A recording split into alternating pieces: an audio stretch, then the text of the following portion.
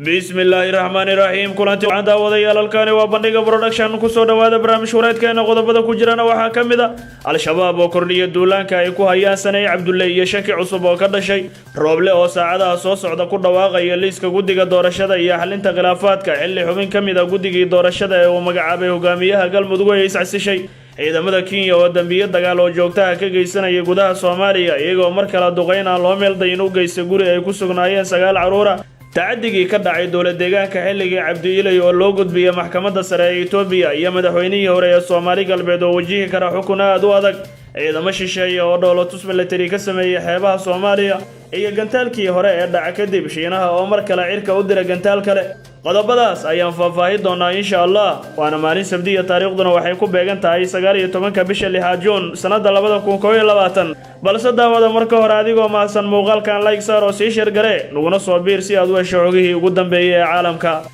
aynu ku bilownay dagaalyahanada al-shabaab ayaa kordhiyay weerarka iyo duulaanka ka dhan ah Korneel Saney Cabdille iyadoo uu soo baxay shaki cusub waxa markale ay al-shabaab xalay weerar xoog leh ku qaadeen ciidamada dawladda ee saldhigga ku leh deegaanka Biyacad ee gobolka Shabeellaha Dhexe al-shabaab ayaa weerar madaafiic ku qaaday ciidanka dawladda ee halkaas ku sugan walow aan wali la ogeyn khasaaraha ka dhashay madaafiicda la sheegay in al-shabaab halka ay ku garaaceen ciidamada xoogga dalka ee ku sugan gobolkaas ayaa howlgallo ka wada deegaanka Biyacad ee gobolka Shabeellaha Dhexe shalay deegaanka Biyacad waxaa ka dhacay qarax ismiidaamin ah oo lagu qaaday saldhig ay ciidamada xooggu ku leeyihiin deegaankaasi weerarkaas ayaa waxaa ku dhaawacmay taliyaha guutada afaraad ee ciidanka xoogga dalka Saney Cabdille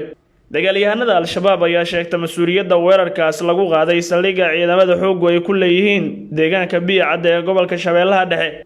al-shabaab ayaa markaan u muuqday inay si gaar ah u doondoonayaan Saney Cabdille waxaana la sheegay in waligeed weerar ismiidaamin ah uu ka dhicin Shabeellaha Dhexe iyadoo dadka qaar ay arrintan ku macneeyeen inay tahay siyaasadaysan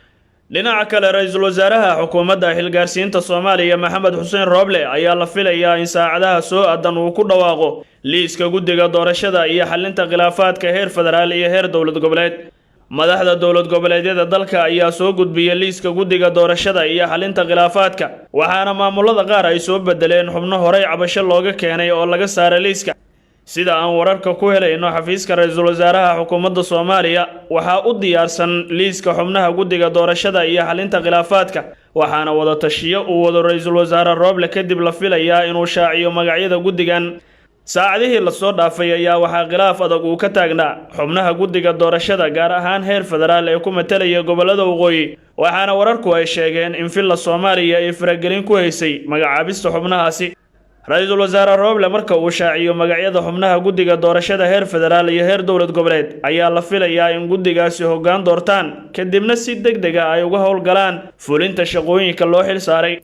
heshiiskii ay teendhada afisyooni ku gaareen ra'iisul wasaaraha xukuumadda xilgaarsiinta Rooble iyo madaxda dowlad goboleedyada dalka ayaa dhigay in doorashada lagu qabto muddo 2 bil gudahooda hase ahaatee waxaa hadda gabagaba maraya bishii koobaad iyadoo wali shaqo aysan bilaaban dhinaca kale waxa soo baxaya ayaa ku waramaya in xubin ka mid ah guddiga doorashooyinka galmudug ee uu dhawaan dib u soo magacaabay madaxweynaha galmudug Abdi qoorqoor kadib xubnihii lagu celiyay ay sheegtay inay iscasishay xaawa aadan yare culus oo wakiin oo ka mid ah xubnaha guddiga doorashada heer dowlad goboleed ayaa go'aankan ku shaacisay qoraal kooban ay soo dhigtay barta ay ku leedahay Facebook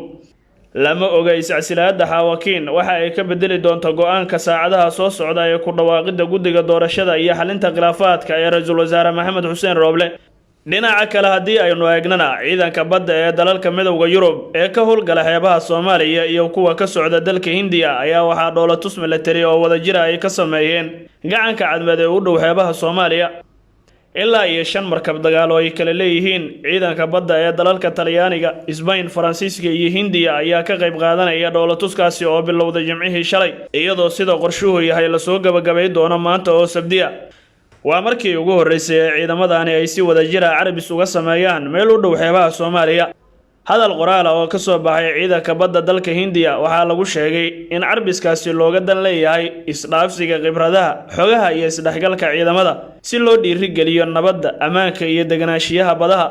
dhinaca kale ciidanka badda midowga Yurub iyo kuwa Hindiya waxa ay hore u wada furiyeen howlgalka la dagaalanka burcadbadeedda ka qowleysta badaha Soomaaliya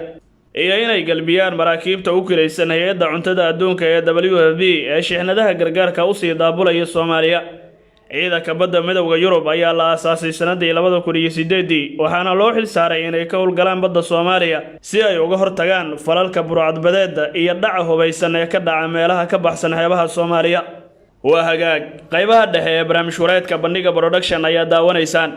baaritaana muddo dheer lagu hayay tacaddigii foosha xumaa ee ka dhacay dowladdeegaanka Soomaalida muddadii uu xilka hayay madaxweynihii hore ee maamulkaasi Abdi Maxamuud Cumar Abdi Iley ayaa loo gudbiyay xafiiska xeer ilaalinta federaalka Ethiopia.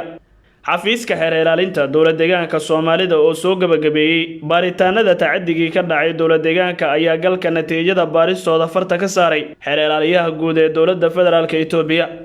dowladdeegaanka Soomaali galbeed ayaa waxaa ka dhacay muddo 8 sano ah oo xukumayay Abdi Maxamuud Cumar oo hadda xabsi ku jira tacadiye badan oo isugu jiray dilal, kufsi, ciqaabo aad u daran oo dadka loo geysanayay. xeer ilaaliyaha guud ee dowladdeegaanka Cabdille Jaamac ayaa sheegay in la ururiyay tacadiyadii foosha xumaa ee ka dhacay dowladdeegaanka muddadii uu xilka hayay loona gudbiyay xeer ilaalinta federaalka si dacwad ay ugu furaan dadkii ka dambeeyay. xeer ilaaliyaha ayaa sidoo kale sheegay in maamulkii hore ee dowladdeegaanku ay geysteen dhibaatooyin kale oo ay ku jiraan in la dilo shacab aan dambi lahayn inta loogu tago guryahooda, sidoo kalena dadka qaar lagu dhex dili jiray xabsiyada. madaxweynihii hore ee dowladdeegaanka Abdi Maxamuud Cumar oo ku eedeysan in dambiyadan dhacay uu amray ayaa ku jira xabsi ku yaala magaalada Addis Ababa ee caasimadda Ethiopia, waxaana la filayaa in dambigan lagu soo oogo si xukun loogu rido. ugu dambeyntiina dowladda Shiinaha ayaa hawada sare u dirtay 3 cirbixiyeen oo shaqo ka bilaabi doona saldhigga hawada sare ee cusub ee dalkaasi. 3 nin oo hawshan loo xil saaray ayaa 3 bilood joogi doona saldhigga Tain oo 380 kiiloomitir dhulka u jira. cirbixiyeenadeenu si fiican bay ugu xireen saldhigga hawada sare 7 saacadood iyo dheeraad kadib markii la ganay dayax-gacmeedkii qaaday. markiiba waxaa lagu soo dhaweeyay sacab iyo rareyn ka dhacday goobta tagidda ee Shiinaha. 6 bilood oo u dambeysay dalku waxa uu ka soo qaaday muunad dhagax iyo carraha dayaxa, waxa uuna ku dejiyay robot 6 taayara meeraha Maaris.